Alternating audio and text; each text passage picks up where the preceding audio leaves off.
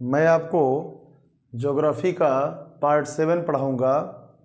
Part 7 में आप देखेंगे ब्रह्मांड के बारे में, आकाशगंगा, मंदाकिनी, ब्रह्मांड की उत्पत्ति कैसे हुई, चंद्रमा पृथ्वी के बीच की दूरी क्या है। तो आइए बिना किसी देर के देखते हैं। और हर बच्चों के लिए महत्वपूर्ण है, कंपटीशन एग्जाम के लिए महत्वपूर्ण है। 6 से लेकर 10 तक के बच्चे एकदम ज्योग्राफी को बढ़िया से तैयार कर सकते हैं, कहीं से कोई डाउट नहीं होगा। आइए, चंद्रमा एवं पृथ्वी के बीच की दूरी कितनी है, याद कर लीजिएगा। 3,84,400 किलोमीटर। कितनी है? 3,84,400 किलोमीटर लगभग, है ना। चंद्रमा पृथ्वी का एक प्राकृतिक उपग्रह है, नेचुरल सैटेलाइट है, याद रखिएगा, ठीक है ना। और पिछले पार्ट में मैंने बताया था सूर्य से पृथ्वी के बीच की दूरी, सूर्य और पृथ्वी के बीच की दूरी कितनी है? 15 करोड़ किलोमीटर बताए थे ना, लगभग, याद रखिएगा। मोस्ट इंपॉर्टेंट क्वेश्चन बनेगा। अब ध्यान दीजिएगा, शुक्र एवं वरुण को छोड़कर, ये बात याद रखिएगा आप लोग, शुक्र को वेनस कहते हैं बच्चों। शुक्र एवं वरुण को छोड़कर अन्य सभी ग्रह एंटी क्लॉकवाइज सूर्य की परिक्रमा करते हैं। एंटी क्लॉकवाइज मतलब घड़ी के सुई के विपरीत दिशा में, घड़ी की दिशा में अगर तो क्लॉकवाइज, याद रखिएगा, ठीक है। तो शुक्र मतलब वेनस और यूरेनस को छोड़कर, है ना, शुक्र और अरुण को छोड़कर अन्य सभी जो प्लैनेट होते हैं, है ना, एंटी क्लॉकवाइज घूमते हैं, सूर्य की परिक्रमा करते हैं, याद रखिएगा। केवल शुक्र और वरुण क्या करते हैं? क्लॉकवाइज घूमते हैं, क्लॉकवाइज घड़ी की दिशा में, है ना, दक्षिणावर्त कहते हैं, घड़ी की दिशा में दक्षिणावर्त, ठीक है ना, याद रखिएगा।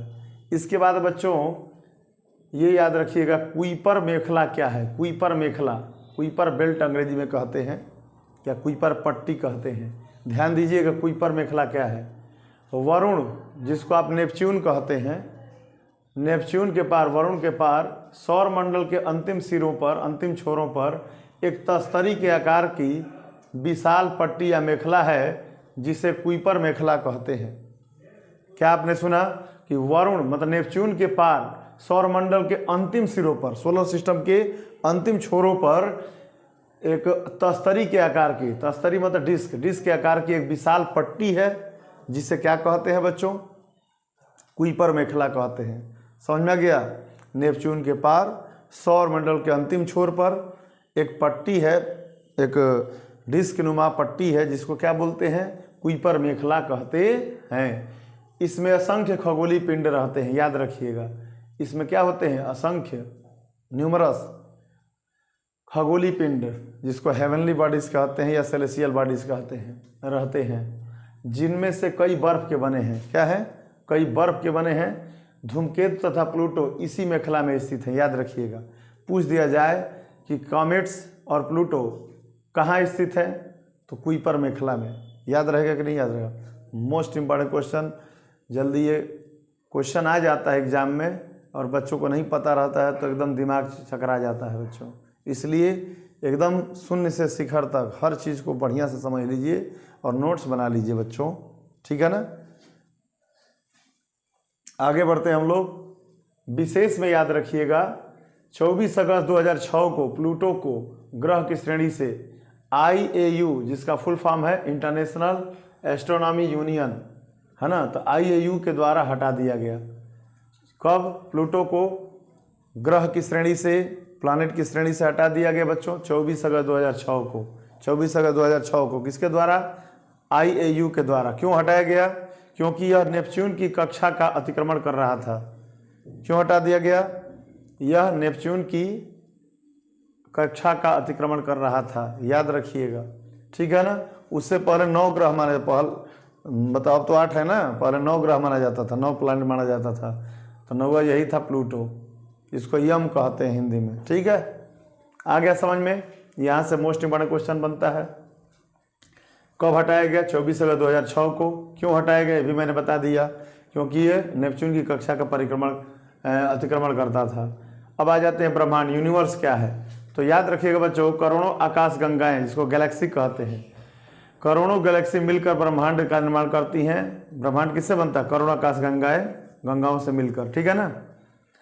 आकाश गंगा क्या है? तो करोड़ों तारों के समूह को आकाश गंगा कहते हैं। करोड़ों तारों के समूह क्या कहते हैं? आकाश गंगा। अब चलिए, मिल्की वे, मंदाकिनी, मंदाकिनी को मिल्की वे कहते हैं। वह आकाश गंगा जो पृथ्वी से दिखाई देती है मंदाकिनी या दुग्ध मेखला कहते हैं। अर्थात हमारी जो आकाश गंगा है उसको मंदाकिनी नाम दिया गया, याद रखिएगा। तो जो अब पृथ्वी से दिखाई देती है आकाश गंगा उसका नाम क्या है? मंदाकिनी। उसे मंदाकिनी या दुग्ध मेखला, इंग्लिश में मिल्की वे कहते हैं।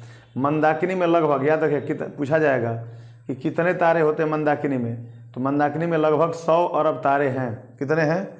लगभग 100 अरब, 100 अरब तारे हैं।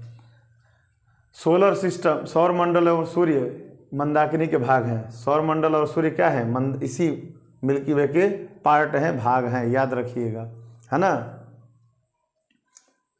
सूर्य एक तारा है, आपने कल पढ़ा था। ब्रह्मांड की उत्पत्ति कैसे हुई? Origin of universe, big bang सिद्धांत क्या है? तो आज से 13 अरब वर्ष पहले, आज से 13 अरब वर्ष पहले पूरा ब्रह्मांड एक गर्म एवं सघन गोले के रूप में था। हमारा ब्रह्मांड कैसा था? एक गर्म और सघन गोले के रूप में था, ठीक है ना। कितने वर्ष पहले? 13 अरब वर्ष पहले। कितने? 13 अरब वर्ष पहले, याद रखिएगा। आज से 13 अरब वर्ष पहले, ठीक है ना। तो याद रखिएगा।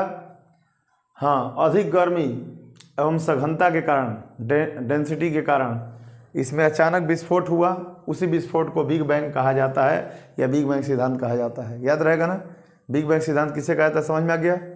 तो अधिक गर्मी और सघनता के कारण ब्रह्मांड में क्या हुआ? बोलिए, विस्फोट हुआ। जिस विस्फोट को क्या बोलते हैं? बिग बैंग कहा जाता है। बिग बैंग की घटना के करोड़ों वर्षों के बाद तारों और आकाश का निर्माण होने लगा। तारों और आकाश का निर्माण कब होने लगा? बिग बैंग की घटना के करोड़ों वर्ष के बाद, याद रखिएगा, ठीक है ना। इस तरह से क्या कहते हैं, सूर्य, आकाशगंगा, क्षुद्र ग्रह, है ना, उल्का पिंड, सारे धीरे धीरे सबका निर्माण होने लगा।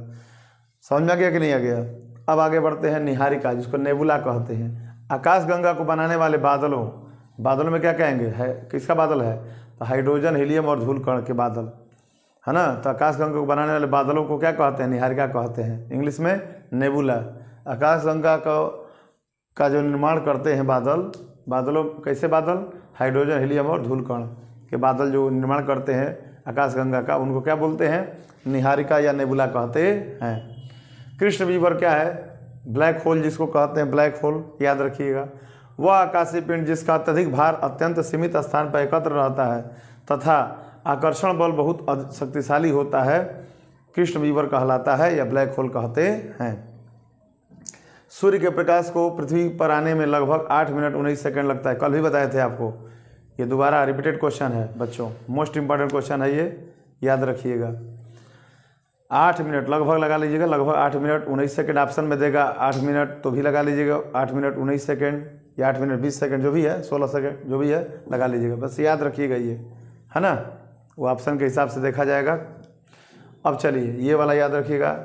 चंद्रमा के प्रकाश को पृथ्वी पर आने में लगभग, ये मोस्ट इंपॉर्टेंट है बच्चों, ये जल्दी बच्चों को याद नहीं रहता है, 1.25 सेकंड, 1.25 सेकंड लगता है। चंद्रमा के प्रकाश को पृथ्वी पर आने में कितना समय लगता है? 1.25 सेकंड लगता है। इस तरह से बार बार वीडियो को देखिएगा बिना भगाए, है ना। इसका स्क्रीनशॉट ले लीजिएगा आप लोग, स्क्रीनशॉट लेकर नोट्स बना लीजिएगा बच्चों, और ज़्यादा से ज़्यादा इस चैनल को, HR सर एजुकेशन पॉइंट को ज़्यादा से ज़्यादा लाइक, शेयर और सब्सक्राइब करिएगा, ठीक है ना। और थैंक यू।